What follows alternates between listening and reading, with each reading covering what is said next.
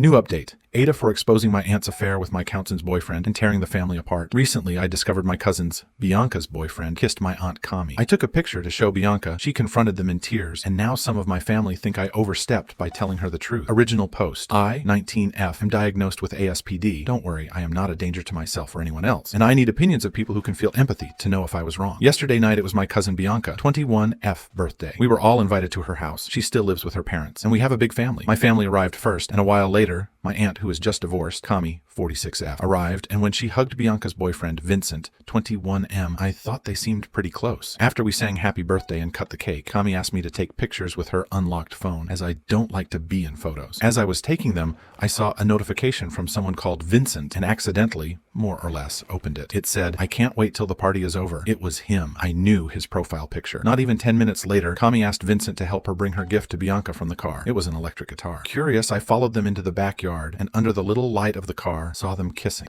As I had my phone in hand, I quickly snapped a picture and went into the house before they could see me. They came back 15 minutes later. As much as I don't care about Bianca, I thought she deserved to know the truth. So, when it was my turn to give her my gift, I pulled her aside and showed her the picture. She burst into tears and started screaming, confronting both Kami and Vincent. "How could you do this to me?" There were lots of tears and shouting. Vincent said it was only one kiss, only this time. But then, I asked to see his phone. He denied it. Kami also denied it, calling me a psychopathic, heartless B-word. The party ended soon after, and Vincent left with Kami. Now, my family is divided in 3 fronts. 1, my grandma, grandpa, uncle, and mother think it was not my place to tell. 2, Bianca's father, my other aunt, Bianca's mother, Bianca's brother, and Bianca, who think I should have waited till the end of the party to tell and not ruined her 21st birthday. And 3, my sister, my father, and my other cousin, who think I did the right thing. Feels like everyone is mad at me and not the cheaters. So, Reddit, tell me, AITAH? PS, don't mind the mistakes, I am not a native speaker. Update. Hi. So, as you can see from my profile, I am not an active user, so I hope this post finds those who answered my previous post. My grandparents called for an urgent family meeting this afternoon. Me, my sister, father, and mother went as soon as we could. When we arrived, Bianca was already there. As some of you suggested, I called her into the other room and apologized for airing the dirty laundry in front of everyone. She cried a little and also apologized for being mad at me, thanking me, because if I hadn't taken the picture, she wouldn't have believed me, as she's been with Vincent for 5 years. She hugged me, which was a bit awkward, since we haven't hugged in many years. To give you a rundown, Vincent left with Kami last night and broke up with Bianca over text. When Kami showed at the family meeting, she was bombarded with questions, like, when did it start? How did it start? She answered calmly, although it seemed like she cried a lot during the night. The affair started when Vincent turned 18, so 3 years ago, at a previous birthday of Bianca. My mother, who had been on her side before, was disgusted. My grandparents admitted knowing and encouraging the affair, but apologized. Bianca stormed off and said that she would cut everyone who kept in touch with Kami off. I did not follow her, as we are not close. Honestly, my kids and I never loved the town. My wife wanted to be near her mom and sister. Mael died last year, and sister then said she was moving away. That was enough, and we sold our house and left. I did not manage to sell the empty lot, but put it on the market. Lo and behold, I was approached by a buyer. Turns out this buyer is a fraternal organization, and they want the land to be their new chapter house. They may subdivide and sell the resulting new plot to another frat or sorority. They are willing to pay up. I warned the neighbors this could happen and tried to protect the neighborhood, but they weren't motivated enough to go through with it. And we don't live there anymore. But some former neighbors have heard this may be happening, and now they are reaching out via emails, text, and pissing and moaning. WIBTA if I said, match the buyer's price, or they get the land and can do as they please. Relevant comments. Commenter, NTA et al. You gave them a chance and now they're asking you to just hold on to your land forever, or give it to them for cheaper? No way. Sell to the fraternity. OP. Yeah, it is funny that no one has called up with a counter offer, even one that is below the offer I have. I mean, if they could even get to 95% of what the frat is offering, I might eat the 5%, because I know there were a few neighbors that were willing to help. But no, it has more been like, don't sell to this buyer, and please patiently wait around for a bid from someone who wants to build a couple of SF houses or duplexes. And not even an offer to, like, pay the property taxes while I wait around. Commenter. The ones who wouldn't step up and help you protect the place from exactly this happening. You went above and beyond to try and keep the neighborhood for families, and the other families didn't want in on that. Sounds like your hands are clean. Story 4. AITAH for wanting to give up my baby. I, 15F. Just found out I'm pregnant. It's by my boyfriend, 15M. And we've been together for about a year. We were both completely freaked out when I told him, but we agreed that we weren't ready for this. The first thing I thought of was getting an abortion. I don't want to have a baby at 15, and neither does he. When I told my parents, they lost it. They're super religious and said abortion was completely off the table. They even said adoption wasn't an option.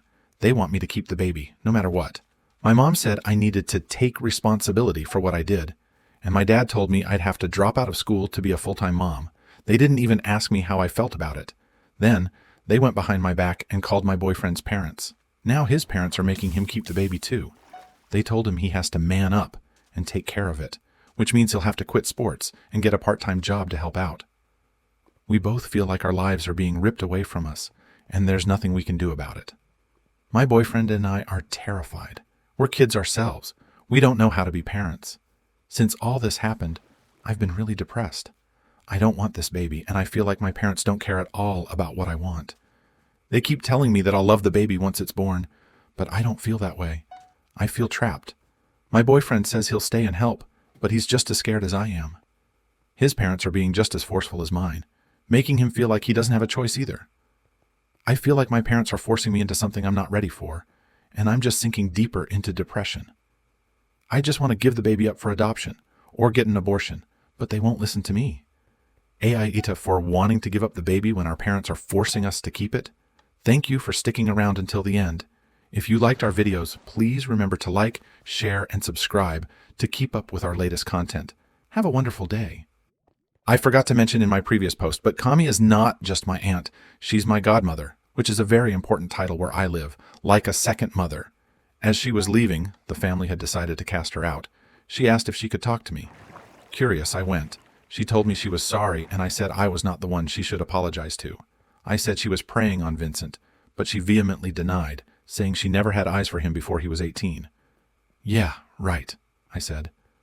She started crying, saying it was a mistake, and she would do anything to have her family back. I said, I was not the one wronged, but I will not forgive you and will cut you off, as your actions tell me a lot about your morale. Do not contact me ever again. She cried, begged, and pleaded, saying I was like a daughter to her. So I said, I am a psychopathic, heartless B-word after all, and left. She tried calling and messaging, but I blocked her everywhere, as did the rest of my family. I don't think I will update again, but thanks to everyone who tried to help and gave your input. Relevant comments. Commenter, NTA. This woman groomed a kid and then started sleeping with him supposedly at 18. It's sick as suck gets. Add to that, she's doing her niece's boyfriend, it's even more sick. Grandparents are disgusting too. This isn't an empathy question. This is basic morality. Commenter, I have to say, for someone who has a condition where they don't feel empathy like that, I'm really proud of you for sticking to your convictions and doing the morally and ethically right thing. I think Kami and your grandparents are going to burn in hell. What disgusting, shitty fucking people who could do that. And a family, no less. Absolute garbage. Commenter, why TF would your grandparents encourage that? I'd honestly cut them off too. They encouraged her grooming a child and sleeping with him as soon as he was 18. Not just any child, but your cousin's BF. Gross OP. I have no idea why they encouraged it, as at the time nobody asked. My guess is, Kami has always been the golden child of theirs, as long as I've lived. She can do no wrong in their eyes. Once she totaled my mother's car and they convinced my mother to not make her pay. Like it all. Me, my sister, and Bianca will be cutting them off. I am yet to know about the rest of the family. Story 2. AITAH for shaming my sister for being pregnant and refusing to help her at all with any expenses. I, 24F, have a twin sister, Ashley, and we've always been close. She started dating this guy a year ago, Jared, 32M. I never really liked him, but my sister was head over heels in love with him and said she wanted to marry him. This summer, I was at the grocery store when a woman with 3 kids came up to me in the aisle and asked if I was Ashley. I said no, and was about to say we're twins when she cut me off and said, yes, you are. You're dating my deadbeat baby daddy and want to stalk my pages, leaving hate messages saying he chose you over us and to move on. How heartless are you? I was like, WTF, I am not Ashley. I'm her twin sister Blair, and asked if she was talking about Jared. She said yes, and showed me the screenshots of my sister DMing her, saying Jared is now hers, he doesn't claim those kids, blah blah. I was very uncomfortable, but I knew in my gut he was a weirdo. I was so shocked my sister would date a deadbeat, and proudly knowing how our father, being a deadbeat, sent us both to therapy. I just walked away. A few days later, I asked my sister, and she denied it at first, then admitted it, saying she didn't tell me he has kids, since I personally don't date men with kids, and she didn't want me to judge her. I told her I was judging the fact that he's a deadbeat, not a father. We argued about it a lot, and I've looked at her differently since. Anyway, this week she invited me over, and her and Jared tell me she's pregnant, and are both so happy. I just sit there silently and kept eating.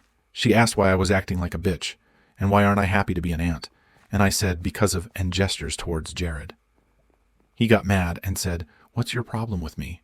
And I said, "Because you're a deadbeat." They both got quiet, and he said, "That doesn't mean I'll be one for this kid." At that point, I laughed and got up to leave. I'm in the hallway on the way to the elevator when my sister comes running behind me and keeps asking why I'm being so rude while she's sobbing.